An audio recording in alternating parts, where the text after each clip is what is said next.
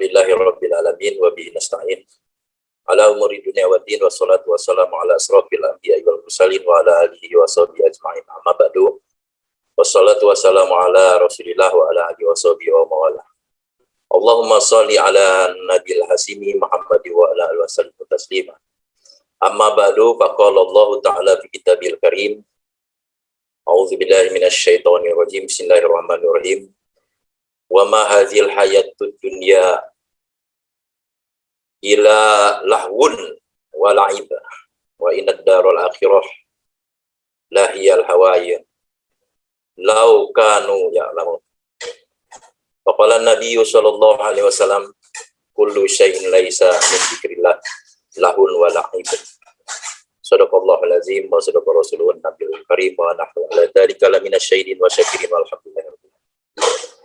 Ilahi anta maksudi wa ridhoka matlubi atini mahabbataka wa ma'rifatak ila hadrati ahli silsilah Thariqah Qadiriyah Naqsabandiyah Pondok Pesantren Suryalaya bil khusus dengan sahabat sebagai sobat sirah kullu syai'in lahu al-Fatihah. A'udzu billahi minasyaitonir rajim. Bismillahirrahmanirrahim. Alhamdulillahirabbil alamin arrahmanir rahim maliki yaumiddin iyyaka na'budu wa iyyaka nasta'in ihdinas siratal mustaqim siratal ladzina an'amta 'alaihim. Yang mulia para wakil talqin, Syekh Mursid pada pagi hari ini yang hadir, juga yang mulia Bunda Kaya dan Profesor Haji Priyatno, pemangku manaqib pada pagi hari Ustaz Nur Ramlan, Ikhwan wal Akhwat di mana saja Anda berada di seluruh pelosok dunia, semoga selalu istiqomah dalam menempuh perjalanan kembali kepada Allah. Selamat hingga sampai tujuan. Amin ya rabbal alamin.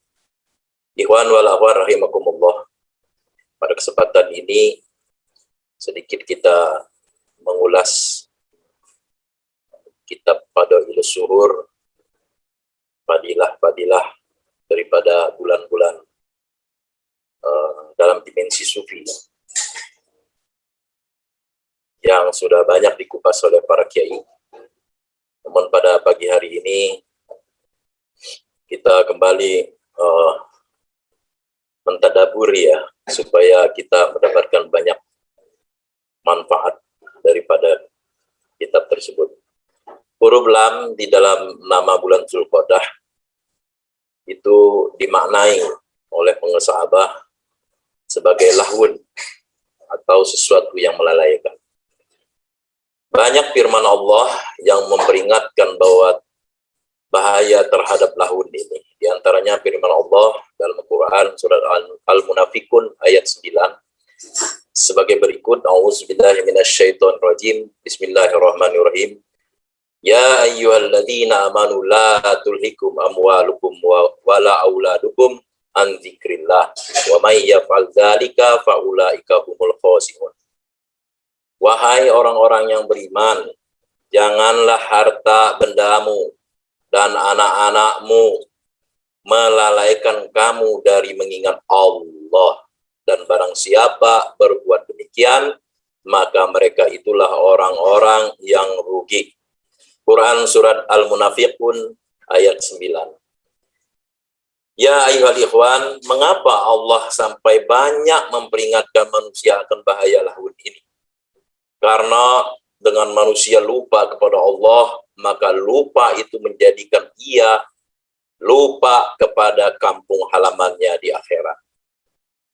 Ia merasa hidupnya di dunia ini akan selama-lamanya. Padahal semua yang ada, kita semua akan mati.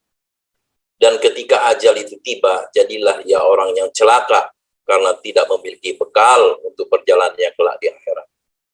Bagi orang-orang yang lupa, bagi orang-orang yang lalai. Ikhwan wal akhwat rahimakumullah, kita ini semuanya akan kembali ke negeri asal kita, yaitu Allah Subhanahu wa ta'ala. Dengan tegas ya, kalau kembali ke negeri akhirat, kembali ke hadirat Allah, kembali ke alam baqa, kembali ke alam qudsiyah, gambaran-gambaran. Tapi secara tegas kita akan kembali kepada Allah Subhanahu wa ta'ala, karena kita semuanya berasal dari Allah. Inna lillahi wa inna ilaihi raji'un. Allah dalam hadis qudsi, kuntu kanzan makfian fa ahabbtu an urifa fa khalaqtu khalqa. Aku dulu, kata Allah, aku dulu itu khazanah, harta, perbendaharaan, simpanan, sesuatu yang sangat berharga. Ya. Apalagi kata-kata yang untuk menggambarkan itu. Sesuatu yang sangat berharga, lebih dari segalanya. Ya, simpanan, ya. Perbendaharaan. Yang tersembunyi, kata Allah. Tersembunyi. Lalu aku ingin rindu, ingin cinta, senang, suka untuk dikenali. Allah menginginkan supaya beliau, Allah, dikenali oleh makhluknya. Maka aku ciptakan makhluk untuk mengenali diriku, kata Allah. Dalam hadis qudsi ini ada pertanyaan, mengapa Allah menciptakan makhluk terus kemudian Allah pengen dikenali? Jadi seakan-akan Allah itu membutuhkan makhluk, ya. Seakan-akan Allah membutuhkan makhluk. Ya. Tentu saja tidak demikian. Allah tidak membutuhkan sedikit pun daripada makhluknya. Kekuasaannya tidak akan berkurang dan tidak akan bertambah dengan diciptakan oleh makhluknya. Karena Allah memiliki sifat Ar-Rahman Ar-Rahim, karena Allah memiliki sifat dalam dirinya Ar-Rahman Ar-Rahim, yaitu Maha Pengasih dan Maha Penyayang, maka dia menciptakan makhluk agar dapat merasakan kasih dan sayang. Jadi wujud daripada sifat Allah Maha Pengasih dan Maha Penyayang itu agar bisa dirasakan Maha Pengasihnya dan Maha Penyayangnya, itulah maka Allah menciptakan makhluk. Jadi bukan karena Allah butuh pada makhluk, tapi karena sifat kasih dan sayang itu agar dirasakan oleh makhluk. Oleh karena itu, maka Allah Subhanahu wa taala menciptakan manusia. Dalam Quran surat Al-A'raf yang sering kita kupas, yang sering kita sampaikan, Allah Subhanahu wa taala berfirman, "A'udzubillahi minasyaitonirrajim. Wa idz akhadha rabbuka min bani adama min zuhurihim wa dzurriyyatuhum wa ashhadahum ala anfusihim alastu bi rabbikum qalu bala sahidna an taqulu yaumal qiyamati inna kunna an hadza ghafilin." Dan ingatlah ketika Tuhanmu mengeluarkan dari sulbi anak Adam, lalu Allah mengambil kesaksian terhadap roh mereka, bukankah aku ini adalah Tuhanmu? Betul, kami bersaksi. Kami lakukan yang demikian itu agar di hari kiamat kamu tidak mengatakan, sesungguhnya ketika itu kami lalai terhadap perkara ini, yakni Tuhan Allah Subhanahu wa taala. Ikhwan wal akhwat rahimakumullah, maksudnya dulu itu kita ini nggak ada. Sebelum diciptakan oleh Allah, kita ini makhluk ini khususnya manusia tidak ada. Lalu Allah ciptakan dan dihidupkan di dunia. Setelah itu kita akan dikembalikan kepadanya. Dengan catatan kita tidak melupakan perkara keberadaan Tuhan kita sebagaimana firman Allah tadi. Coba kita perhatikan ya. Antakulu yaumal qiyamati inna kunna an hadza ghafilin. Agar di hari kiamat kamu tidak mengatakan sesungguhnya ketika itu di dunia dulu ya kami lalai terhadap perkara ini, yakni Tuhan Allah Subhanahu wa taala. Itu artinya kita ini ibarat binatang ternak, pagi hari dilepas di padang rumput, kemudian sore hari kita akan dikembalikan masuk ke kandang. Maksudnya sebagaimana hadis qudsi tadi, kanzan makhfiyah, kita ini makhluk diciptakan oleh Allah agar kita mengenali Allah yang Maha Indah, Al-Jamil. Kalau di tataran syariat, kita diciptakan hanya untuk menyembah Allah. Sebagaimana firman Allah, "A'udzubillahi minasyaitonirrajim. Bismillahirrahmanirrahim. Wa ma khalaqtul jinna wal insa illa liya'budun." Aku tidak menciptakan jin dan manusia kecuali agar mereka beribadah kepadaku. Quran surat Az-Zariyat ayat 56. Ikhwan wal akhwat rahimakumullah.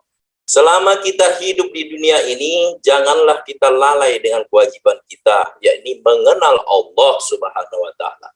Di dalam kitab Syirul Asrar, Tuan Syekh Abdul Qadir Al-Jilani Qaddasallahu sirah menjelaskan ayat 56 tersebut, ayat surat Al-Baqarah, surat Az-Zariyat ayat 56 tersebut, kalimat liya'budun itu bukan seperti terjemahan bebas sebagaimana yang kita tahu agar beribadah, tetapi Yang dimaksud di situ, kata Tuan Syekh, agar ma'rifat kepada Allah, agar kita mengenal Allah, yaitu ma'rifatullah. Maka beruntung, kita beruntung sekali, ditakdirkan oleh Allah memiliki alat untuk ma'rifat. Yang mana alat ma'rifat kita, yaitu zikir. Ya, zikir yang sudah ditanamkan oleh guru mursyid dalam diri kita, yaitu zikir jahar dan zikir khafi. Itulah alat kita untuk mengenal Allah. Itulah alat kita untuk supaya kita tidak lalai selama kita hidup di dunia, karena kita akan kembali kepadanya dan kita akan mempertanggungjawabkan kehidupan kita di dunia ini, yaitu mengenal Allah Subhanahu wa taala. Kita ditakdirkan oleh Allah masuk dalam golongan orang-orang yang telah mendapatkan nikmat.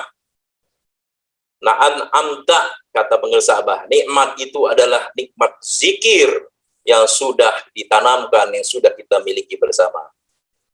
Bukan hanya diberikan alat untuk ingat, ya. Kita bukan hanya diberikan alat untuk ingat kepada Allah, untuk ma'rifat kepada Allah, tapi kita juga diberikan pembimbing dalam perjalanan kita kembali kepada Allah. Pembimbing dalam perjalanan kita kembali kepada Allah, yaitu pengersah Abah, guru mursyid kita semua. Dari dulu, ya, dari setiap masa, kita ini sesungguhnya sedang berjalan, sedang menempuh perjalanan, dan kita berjalan dengan orang yang lurus jalannya, yakni mursyid, dari masa ke masa. Sehingga meskipun kita berjalan di dunia yang penuh dengan tantangan dan rintangan, kita tetap istiqomah, sebagaimana digambarkan oleh Allah dalam firman-Nya. A'udzubillahi minasyaitonirrajim. Bismillahirrahmanirrahim. Rijalul la tulhihim tijaratu wala bay'un an dzikrillah wa iqamis sholati wa itaiz zakati yakhafuna yauman tataqallabu fihil qulubu wal absar. Orang yang tidak dilalaikan oleh perdagangan dan jual beli, yaitu urusan dunia, dari mengingat Allah, zikir, tetap melaksanakan sholat dan tetap menunaikan zakat. Mereka takut kepada hari ketika hati dan penglihatan menjadi guncang, yaitu hari kiamat, yaitu negeri akhirat tempat kita kembali nanti. Quran Surat An-Nur ayat 37-38. Ingat, lalai itu bukan hanya di luar ibadah, ghair mahdoh, akan tetapi lalai itu juga ada di dalam melaksanakan ibadah mahdoh seperti sholat, zakat, puasa, dan haji. Pada saat ibadah, ingatan kita lalai atau tidak ikhlas kepada Allah Subhanahu wa taala. Terkadang kita ingin mendapatkan pujian dari orang lain. Semoga dengan kita selalu bermunajat, ilahi anta maksudi wa ridho kamatlubi a'tini mahabbataka wa ma'rifatak, kita akan selalu berada di jalan yang lurus dan kita senantiasa ingat dan tidak lalai kepada Allah Subhanahu wa taala, dan kita tidak lalai dengan kewajiban kita selama hidup dunia, dan kita selamat sampai ke hadirat Allah Subhanahu wa taala. Amin ya rabbal alamin. Wallahu alam bisawab. Wallahul muwafiq ila aqwamit thoriq. Wassalamualaikum warahmatullahi wabarakatuh.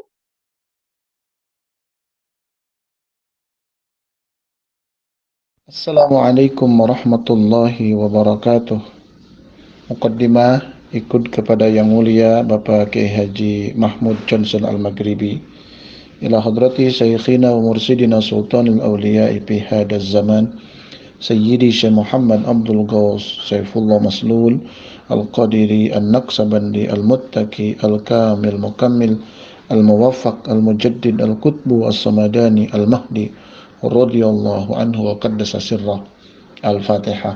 A'udzu billahi minasyaitonir rajim. Bismillahirrahmanirrahim. Alhamdulillahi rabbil alamin. Arrahmanir rahim. Maliki yaumiddin. Iyyaka na'budu wa iyyaka nasta'in. Ihdinas siratal mustaqim. Siratal ladzina an'amta 'alaihim ghairil maghdubi 'alaihim waladdallin. Al-Mukarramin, para wakil talqin, Bunda Haya, Profesor Priyatmo, dan pemangku manaqib pada pagi ini, sekaligus yang berbahagia pada hari ini karena berulang tahun hari ini, Ustadz Nur Ramlan dari Makassar. Kita doakan semoga beliau sekeluarga dimudahkan segala urusan, Allah karuniakan keberkahan segalanya, semuanya, selamanya. Amin ya Allah ya rabbal alamin. Hadirin ikhwan akhwat rahimakumullah, saya ingin menyampaikan dua teori atau dua perspektif berkaitan dengan usia yang bisa kita temukan di dalam salah satu hikmah dalam kitab Al-Hikam karya Syekh Ibni Athaillah As-Sakandari. Syekh Ibnu Athaillah As-Sakandari menyebutkan bahwa usia itu dua. Yang pertama adalah amad, yang kedua adalah amdad. Apa yang disebut dengan amad? Amad itu adalah rentang usia yang diberikan oleh Allah kepada setiap orang. Ada yang usianya sampai meninggal 30 tahun, ada yang 40 tahun, ada yang 50, 60, 70, dan seterusnya. Bahkan sampai ada yang ratusan tahun. Itulah amad.